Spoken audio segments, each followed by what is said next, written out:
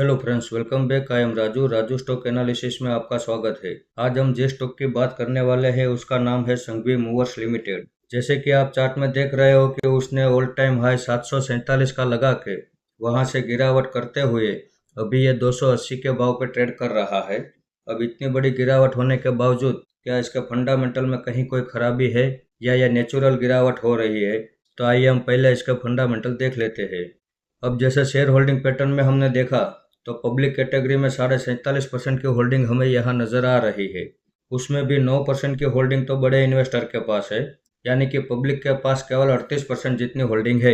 DIIs की इसमें 3% की होल्डिंग है, एफआईएस के इसमें 2% की होल्डिंग है और बाकी सारी होल्डिंग प्रमोटर के पास मौजूद है।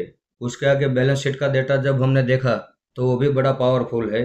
कंपनी के ऊपर 341 करोड़ का कर्ज है, उसके सामने 1047 करोड़ का तो रिजर्व है, यानी कि इस कंपनी के ऊपर जितना कर्ज है उससे 3 गुना ज़्यादा तो रिजर्व है।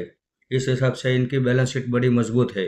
उसके आगे प्रॉफिट एंड लॉस सेगमेंट में हम देखें तो ये कंपनी ईयर ऑन ईयर अच्छा खासा प्रॉफिट कर रही है। हाँ, कभी कभी लॉस भी कर रही है, लेकिन लॉस का डेटा बड़ा छोटा है और प्रॉफिट का डेटा बहुत बड़ा है। साथ में ये कंपनी हमें डिविडेंड भी दे रही है। अब मार्केट कैप में देखें तो एक छोटी सी कंपनी है, लेकिन इसका बिजनेस मॉडल काफ़ी अच्छा है। इसका और डिटेल से जब हमने डेटा देखा तो इसका डेटा बड़ा पावरफुल है। ये कंपनी बड़ी बड़ी क्रेन किराए पे देने का काम करती है। यहाँ पे आप देख सकते हैं, ये पूरे भारत में और एशिया में नंबर 1 लीडर कंपनी है और विश्व में छठे नंबर पे इसका नाम हमें यहाँ नज़र आ रहा है। ऐसा दावा ये कंपनी कर रही है। जब इसके क्लाइंट लिस्ट हमने देखी तो वो भी बड़ी पावरफुल है।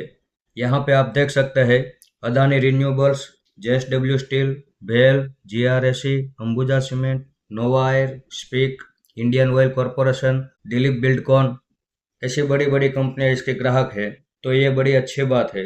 अब जैसे आपने देखा कि इसका फंडामेंटल में कहीं कोई खराबी नहीं है, फिर भी ये स्टॉक अपने ऑल टाइम हाई से अभी हमें 63% की गिरावट के भाव पे मिल रहा है।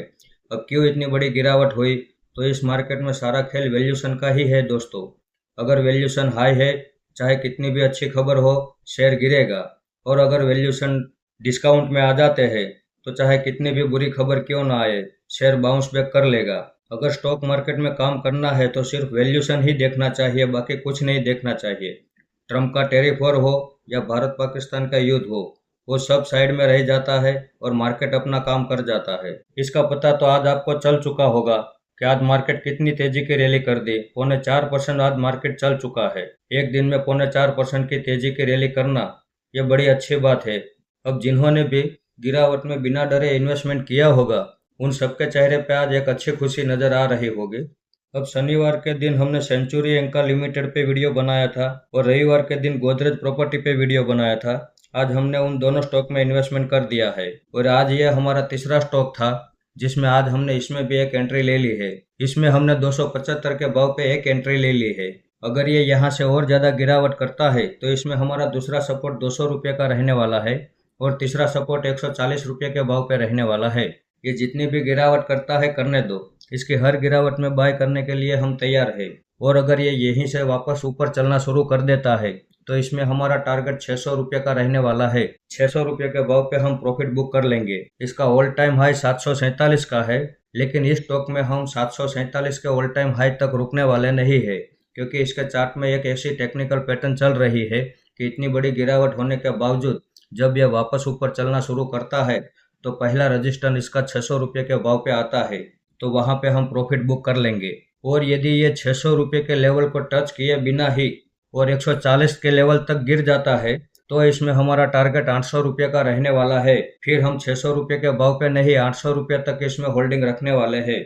इसका चार्ट आप देख लीजिए, गिरावट करता है, बड़ी गिरावट करता है, लेकिन ये जब चलना शुरू कर देता है तो अपने पुराने ऑल टाइम हाई को ब्रेक करके एक नया ऑल टाइम हाई बना देता है।